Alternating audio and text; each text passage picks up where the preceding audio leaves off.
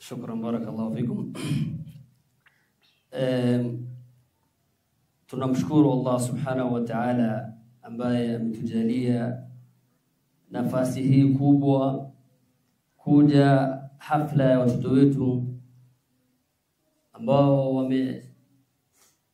wanahifadhi Qur'ani vizuri kwa jinsi ilivyoteremshwa.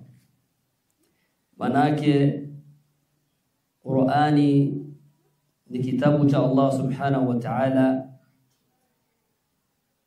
Qur'ani ni miujiza.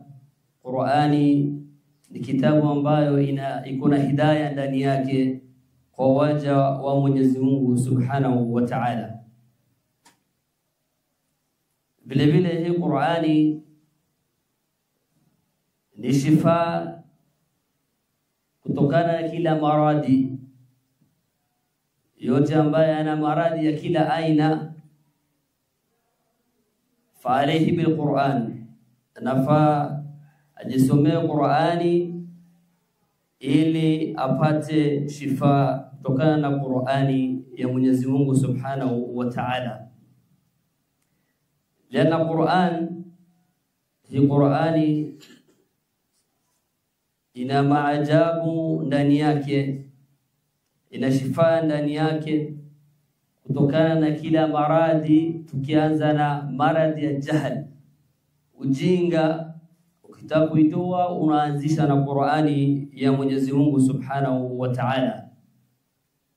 Mtoto ambaye anahifadhi Qur'ani akiwa na umri mdogo, hata akipelekwa katika shule, huyu mtoto akili yake iko juu. Kuna kisa moja kidogo ilikuwa imetokea tu humu Kenya, pale ambapo mtoto amehifadhi Qur'ani, amemaliza, akapelekwa shule. Sasa ule mtoto tamu ya shule inakuanga na miezi mitatu. Ikawa mtoto zile vitu mwalimu anamfundisha anashika kwa haraka. Sasa walimu wakaketi, wakapanga mikakati, wakamfanyia ule mtoto mtihani. Ikabainika ya kwamba ule mtoto akuwe anapitishwa kwa next class kila mwezi, sababu alikuwa ni mtoto mmoja mwerevu sana, alikuwa anashika kila kitu. Katika miezi mitatu mtoto ako grade 3. Hayo ni baraka za Qur'ani. Nyinyi wanafunzi, mshukuru Mwenyezi Mungu subhanahu wa ta'ala, Allah amewajalia mnahifadhi Qur'ani mkiwa na umri mdogo. Vile vile Qur'ani ina baraka ndani yake. Unapata baraka katika dunia, unapata baraka katika umma, unapata baraka katika qabri, unapata nur. Alafu siku ya kiyama unaambiwa usome Qur'ani jinsi ulivyokuwa ukisoma katika dunia. Pale ambapo utaikomea, hayo ndo makamu yako ya janna. Allah subhanahu wa ta'ala tujalie hayo. Vile vile wazazi wale ambao wanafanya watoto wahifadhi Qur'ani wanavalishwa taji siku ya kiyama. Wanavalishwa taji siku ya kiyama pia wazazi. Msomaji wa Qur'ani pia anavalishwa hivyo hivyo. Allah subhanahu wa ta'ala atujalie sisi kuwa miongoni wa wale ambao watavalishwa taji siku ya kiyama, sisi na wazazi wetu insha Allah ta'ala. Nikimalizia, Qur'ani inakuwa ni muombezi, mtetezi siku ya kiyama.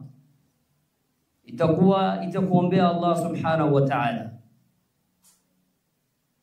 mpaka pale ambapo wewe utaingia peponi. Qur'ani endelea tu kukuombea, ya Allah umpe pepo, muingize katika pepo yako, kwa sababu alikuwa anajishughulisha na mimi. Mpaka pale wewe utakapoingia peponi, Qur'ani utetezi wake hapo ndio unasimama. Kwa hivyo Qur'ani ni kitu ya muhimu.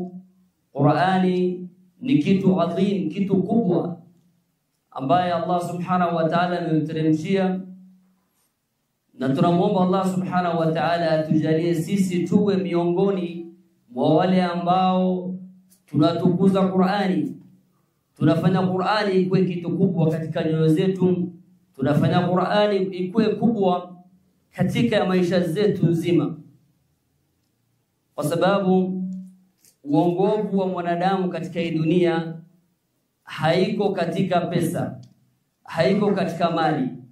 Ngawa mali pia yahitajika, lakini uongofu ya kwanza iko katika Qur'ani ya Mwenyezi Mungu Subhanahu wa Ta'ala.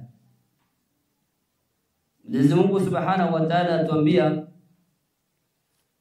katika Qur'ani, Mwenyezi Mungu Subhanahu wa Ta'ala atuambia kwamba katika hii Qur'ani kuna uongofu, na katika Qur'ani hii uongofu haiwezi ikawa kwa kila binadamu, inakuwa tu kwa wale ambao wanamcha Allah Subhanahu wa Ta'ala, kwa wale ambao wanamuogopa Allah Subhanahu wa Ta'ala.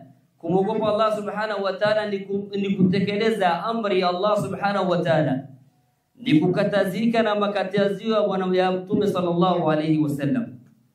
Kwa hivyo sisi tunafaa tukue tunafanya kubwa hii Qur'ani ili tupate uongofu katika hii dunia na katika akhira.